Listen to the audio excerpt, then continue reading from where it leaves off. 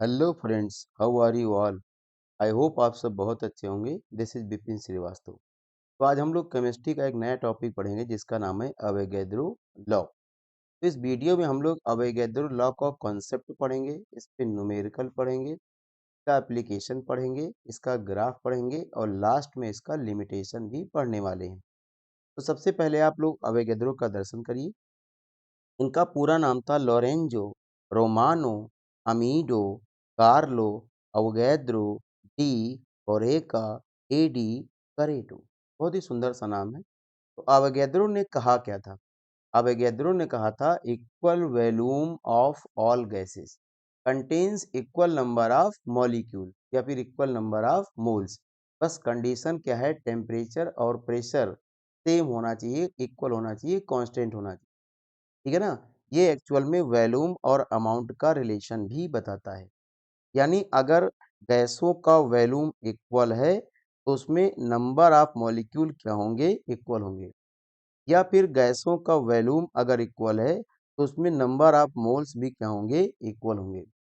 जैसे कि अगर एक वॉल्यूम है तो मान लिया ऑक्सीजन गैस, उसमें 5 मॉलिक्यूल है। इसी तरीके से एक वॉल्यूम अगर हाइड्रोजन का होगा तो उसमें भी 5 मॉलिक्यूल होंगे।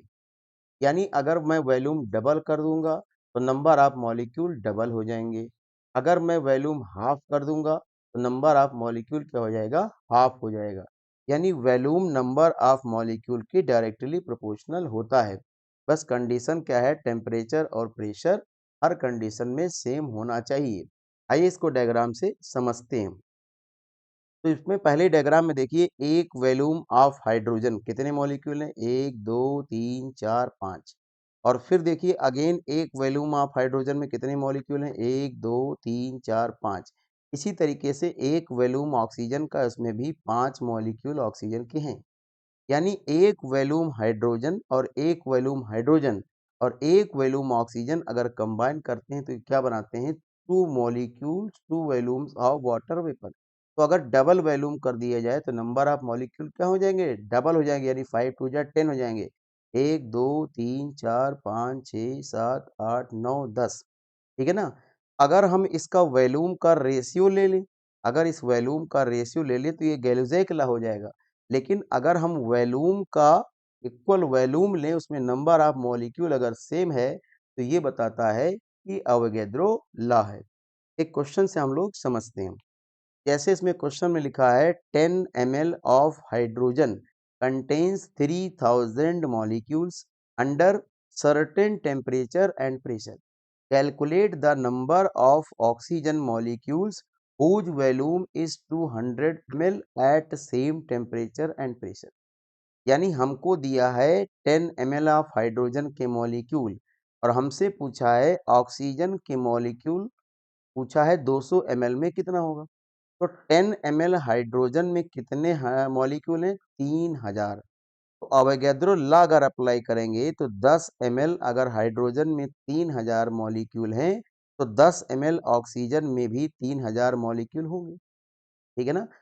तो अगर मैं 1 ml में निकालूं, 1 ml में कितने मॉलिक्यूल होंगे? तो ये आ जाएगा 3000 डिवाइडेड बाई 10, यानी 300 मॉलिक्यूल होंगे ऑक्सीजन के। हमसे पूछा क्या है? 200 ml में।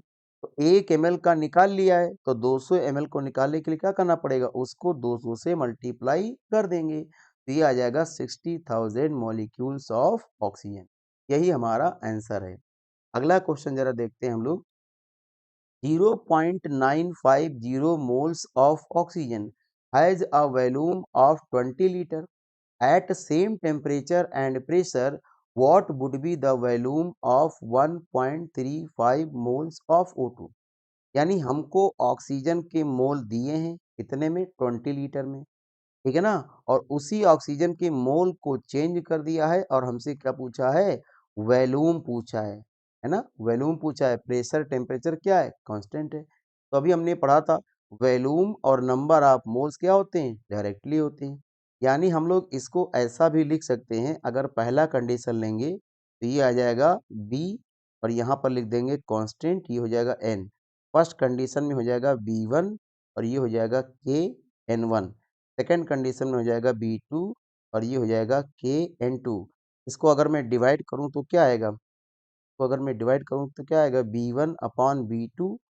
V1/V2 बराबर N1/N2 या क्रॉस मल्टीप्लाई करके लिख सकते हैं V1/N1 बराबर V2/N2। तो हमें सवाल में पहला वॉल्यूम आपको दे रखा है, कितना दे रखा है? 20 लीटर, ठीक है ना? 20 लीटर। और दूसरे में देखिए दूसरा वॉल्यूम हमसे पूछा है, पहला मोल दे रखा है 0.950 और दूसरा मोल हमको दे रखा है 1.350, ठीक है ना? इसको इसमें पुट कर दिया, फिर हम लोग क्या करेंगे? क्रॉस मल्टीप्लाई करने से ये वैल्यू हमको मिलेगी, ठीक है ना? अब इसको हम लोग अगर इससे डिवाइड करेंगे तो ये आएगा 1.42, यानी ये बचेगा मेरे पास 20 इंटू 1.42। अगर इन दोनों को मल्टीप्लाई करेंगे कितना आएगा? 28.4 लीटर। यही आपका V2 है, यानी यही वैल्यूम आपसे पूछ रहा है। आई होप आपको ये क्वेश्चन समझ में आया होगा। तो हम लोग आगे नेक्स्ट पार्ट पे चलते हैं। Application of Avogadro law. पहला एप्लीकेशन क्या है? Determination of atomicity of elementary gas. Atomicity actual में है क्या? Number of atom in single molecule. एक मॉलिक्यूल में कितने एटम होते हैं उसे उसकी एटॉमिसिटी कहते हैं। एटॉमिसिटी कैसे निकालते हैं? Molecular mass divided by atomic mass. को समझने का प्रयास करते हैं कि रिलेशनशिप कैसे आया, ठीक है ना? तो इसको जरा समझें। जैसे हाइड्रोजन और ऑक्सीजन आपस में मिल करके बनाते हैं वाटर वेपर, ठीक है ना? अगर हमने हाइड्रोजन का 2 वॉल्यूम लिया, ऑक्सीजन का 1 वॉल्यूम लिया, ये वाटर वेपर बनाते हैं 2 वॉल्यूम, ठीक है ना? 2 वॉल्यूम का मतलब इसमें नंबर ऑफ मॉलिक्यूल है 2n, 1 वॉल्यूम का मतलब नंबर ऑफ मॉलिक्यूल n है और 2 वॉल्यूम का मतलब नंबर ऑफ मॉलिक्यूल कितने? 2n है। ये हाइड्रोजन, ऑक्सीजन और वाटर वेपर के दिए हैं। तो 2n को अगर मैं सिंपलीफाई करूं कितना आ जाएगा? n, यानी इसको मैंने आधा कर दिया। तो यहाँ से अगर n को हाफ करूंगा कितना आएगा? n/2। और इस 2n को अगर हाफ करेंगे तो ये आ जाएगा n, ठीक है ना? इसको सिंपलिसिटी के लिए n की जगह पर हमने क्या ले लिया? 1 मॉलिक्यूल। n मॉलिक्यूल मतलब 1 मॉलिक्यूल। n/2 में कितना आएगा? 1/2 मॉलिक्यूल। और अगेन n मॉलिक्यूल में कितना आएगा? 1 मॉलिक्यूल। तो हमें निकालना है एटॉमिसिटी ऑफ ऑक्सीजन। कैसे निकालेंगे? यानी ऑक्सीजन का मास हम लोग फाइंड करेंगे। तो मास ऑफ ऑक्सीजन कैसे निकलेगा? अगर वाटर वेपर के मास से मैं हाइड्रोजन का मास माइनस कर दूं तो मास ऑफ ऑक्सीजन मिल जाएगा। यानी mass of water minus mass of hydrogen. तो वाटर का जो मास होता है एमयू में वो होता है 18 एमयू। हाइड्रोजन का जो मास होता है वो होता है 2 एमयू। 18 माइनस 2 बराबर 60 एमयू। 60 एमयू का मतलब 1 ऑक्सीजन एटम। 1 ऑक्सीजन एटम का मतलब क्या हो गया? Half oxygen molecule. तो हाफ ऑक्सीजन मॉलिक्यूल का मास कितना है? 16 है। तो एक ऑक्सीजन मॉलिक्यूल का मास कितना हो जाएगा? 2 इंटू 16 यानी 32। यही इसका मॉलिक्यूलर मास हो जाएगा। तो मॉलिक्यूलर मास कितना हो गया? 32। और ऑक्सीजन का एटॉमिक मास होता है 16। तो molecular mass divided by atomic mass यानी 32 डिवाइडेड बाय 16 कितना आ जाएगा? 2। इस तरीके से हम लोग क्या फाइंड कर लेंगे? एटॉमिसिटी, ठीक है ना? अगले एप्लीकेशन पे आते हैं। Determination of relationship between vapour density and molecular mass. देखिए वेपर डेंसिटी क्या होता है? Density of any gas divided by density of hydrogen. Density का फार्मूला क्या होता है? Mass upon volume. यानी mass of certain volume, mass of certain volume of a gas, इसको लिख सकते हैं, divided by mass of same. Certain मतलब सेम, क्योंकि अवोगाद्रो ने कहा था कि वॉल्यूम क्या होना चाहिए? सेम होना चाहिए। तो मास of same volume of hydrogen इसको लिख सकते हैं, ठीक है ना? तो सर्टेन वॉल्यूम में मान लिया कि इसमें नंबर ऑफ मॉलिक्यूल कितने? n है। तो सेम वॉल्यूम है तो नंबर ऑफ मॉलिक्यूल भी क्या होंगे? n molecules of hydrogen. तो मास ऑफ n को मैंने सिंपलिसिटी के लिए क्या ले लिया? 1 मॉलिक्यूल। तो इसमें भी n है तो इसमें भी क्या लिख देंगे? 1 मॉलिक्यूल ऑफ हाइड्रोजन, ठीक है ना? तो mass of 1 molecule of gas को क्या बोलते हैं? मॉलिक्यूलर मास, ठीक है ना? और mass of 1 molecule of hydrogen ये कितना आ जाएगा? 2 आ जाएगा। हाइड्रोजन होता है ना, तो हाइड्रोजन का 2 इंटू 1 ये आ जाएगा 2। तो यहाँ पर मैंने कितना लिख दिया? 2। इसको अगर क्रॉस मल्टीप्लाई करेंगे तो क्या आ जाएगा? मॉलिक्यूलर मास बराबर 2 इंटू वेपर डेंसिटी। इस फॉर्म में हम लोग का एप्लीकेशन हो जाएगा और यही रिलेशन है मॉलिक्यूलर मास और वेपर डेंसिटी में। आई होप आपको समझ में आया होगा। अब हम लोग तीसरे एप्लीकेशन पे आते हैं। Determination of relationship between mass and volume, यानी ग्राम मॉलिक्यूलर वॉल्यूम। देखो अभी हमने पीछे पढ़ा था मॉलिक्यूलर मास बराबर क्या होता है 2 इंटू वेपर डेंसिटी। तो 2 को यही रहने दो, ठीक है। वेपर डेंसिटी को हम लोग क्या लिख सकते थे, mass of certain volume of gas at STP और divided by mass of same volume of hydrogen gas at STP. तो ये सर्टेन वॉल्यूम में अगर मैंने सर्टेन वॉल्यूम को 1 लीटर ले लिया तो हाइड्रोजन का भी कितना हो जाएगा, 1 लीटर हो जाएगा, ठीक है ना। तो mass of 1 litre of hydrogen gas, और हाइड्रोजन गैस का जो डेंसिटी होता है ना वो होता है 0.089 ग्राम पर लीटर। इसका मतलब है 1 लीटर में 0.089 ग्राम है। तो ये जो ये लिखा है ना mass of 1 litre of hydrogen gas, 1 litre में कितना मास होगा 0.089।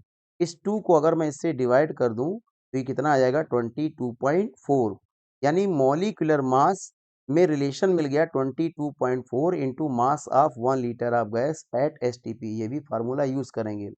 अब इसको ग्राम मॉलिक्यूलर वॉल्यूम कहते हैं। कैसे कहते हैं, 22 litre of any gas at STP जिसका weight equal to the molecular mass हो और उसको एक्सप्रेस करे ग्राम में, तो उसको क्या बोलेंगे, ग्राम मॉलिक्यूलर वॉल्यूम, यानी 22.4 लीटर, ठीक है ना। अगले एप्लीकेशन पे हम लोग आते हैं। तो नेक्स्ट एप्लीकेशन है लॉचिट नंबर। लॉचिट नंबर क्या होता है, number of molecules in 1 ml of gas at STP, यानी 1 ml अगर गैस है उसमें कितने मॉलिक्यूल्स हैं एसटीपी पर, उसको बोलते हैं लॉचिट नंबर, ठीक है ना। एक मोल में कितना वॉल्यूम होता है 22.4 लीटर, अगर इसको ml में लिखेंगे तो 22,400 ml आएगा।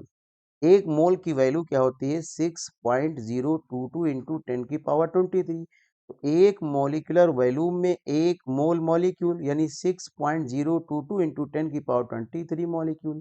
तो ये 22,400 ml में आ गया। 1 ml में कितना होगा, तो this is divided by this, यानी 6.022 इंटू 10⁻23 डिवाइडेड बाई 22,400।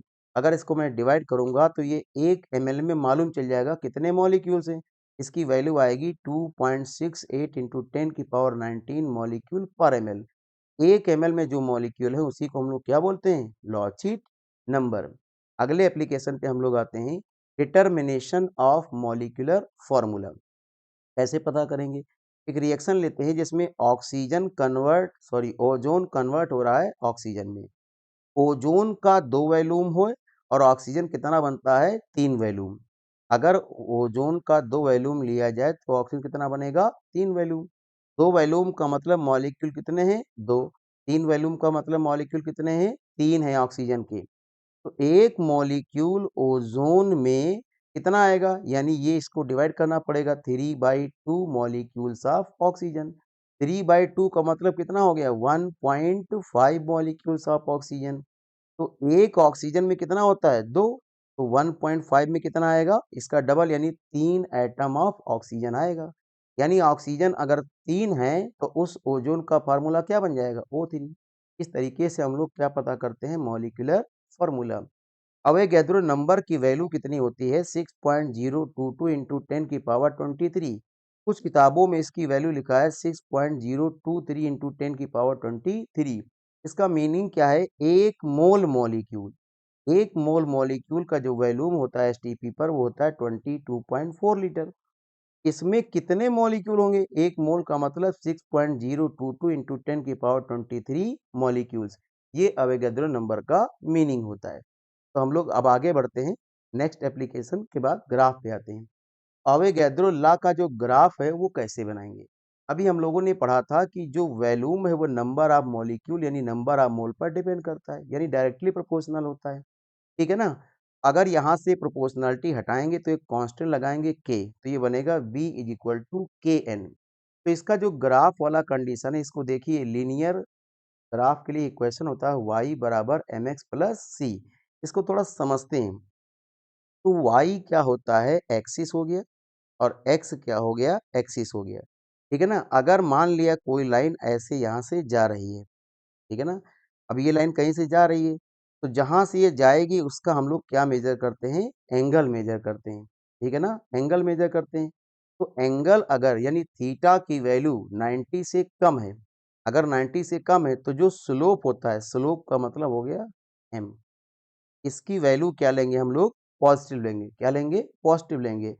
और इसी कंडीशन को अगर मैं दूसरी तरीके से ग्राफ बना के देखूं तो ये किस कंडीशन में आएगा? देखिए, अगर मैं दूसरा ग्राफ बनाऊं तो मान लिया मेरे पास ये ग्राफ है और एक ये कोई लाइन आ रही है, जैसे ये लाइन यहाँ से आई, तो ये आपका ओरिजिन है ना? यहाँ से ये जो पॉइंट है इसको बोलते हैं इंटरसेक्शन पॉइंट।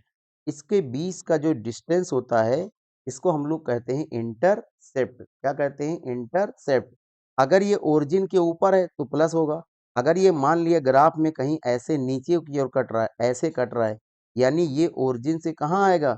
यहाँ नीचे वाले पॉइंट पे आएगा, तो क्या हो जाएगा? माइनस आएगा। ठीक है ना? तो सी और एम पर ध्यान रखेंगे। सी अगर ओरिजिन से ऊपर कटेगा तो सी की वैल्यू प्लस, अगर नीचे कटेगा तो माइनस। एम यानी कि जो स्लोप है ये थीटा पर डिपेंड करेगा। थीटा यानी एंगल 90 से अगर कम है तो एम की वैल्यू प्लस, अगर 90 से ज्यादा है तो ये माइनस आएगा। यहाँ पर देखिए इसके इस वाले केस में यहाँ पर b बराबर क्या आया था? यहाँ पर b बराबर आपका आया है k इंटू एन। ठीक है ना? यहाँ पर आगे कोई नंबर नहीं लिखा है तो हम यहाँ पर 0 लिख सकते हैं ताकि हम कंपेयर कर सके y बराबर mx प्लस सी, इसलिए मैंने यहाँ पर 0 लिख दिया। अब ये इक्वेशन में सेट हो गया y बराबर mx प्लस सी। तो जो y एक्सिस है उस पर क्या लेंगे? वॉल्यूम ले लेंगे। ठीक है ना? x एक्सिस पर क्या ले लेंगे? नंबर ऑफ मॉलिक्यूल्स ले लेंगे। ठीक है ना? तो इसका स्लोप अगर कंपेयर करें यानी m, ये किसके बराबर आएगा? k के बराबर आएगा। क्योंकि यहाँ पर m के आगे कोई निशान है तो प्लस माना जाएगा, इसलिए थीटा के वैल्यू क्या होना चाहिए? 90 से कम होना चाहिए। तो देखो 90 से कम है, इसलिए इस प्रकार का ग्राफ इस केस में बनेगा। आई होप आपको ग्राफ ये समझ में आया होगा। आगे बढ़ते हम लोग लिमिटेशन ऑफ अवोगाद्रो लॉ, इस पर ध्यान देंगे। सबसे पहली बात तो अवोगाद्रो लॉ जो अप्लाई है वो कहाँ अप्लाई है? सिर्फ और सिर्फ गैस पर अप्लाई है। यानी कहने का मतलब लिक्विड और सॉलिड में अवोगाद्रो लॉ नहीं अप्लाई कर सकते। ये जो अवोगाद्रो लॉ है hold good for ideal gas, यानी कुछ रियल गैसें होती है उस पर भी अप्लाई नहीं होता है। तीसरा लिमिटेशन है not hold good if temperature is very high. Temperature अगर बहुत ज़्यादा है या प्रेशर बहुत कम है तो भी ये अवोगाद्रो लॉ उस पर अप्लाई नहीं होगा। अगला लिमिटेशन है not valid for very dense या फिर वेरी लाइट गैस। बहुत ही डेंस या बहुत ही लाइट गैस पर भी अप्लाई नहीं होगा। लास्ट एप्लीकेशन है not applicable for very hot and cold gases. बहुत ज़्यादा हॉट या बहुत ज़्यादा कोल्ड गैसों पर ये अप्लाई नहीं होता है। This is all about Avogadro law. I hope आपको ये अवोगाद्रो लॉ समझ में आया होगा। जैसा भी है वीडियो में कमेंट करके जरूर बताएं। Thank you for watching.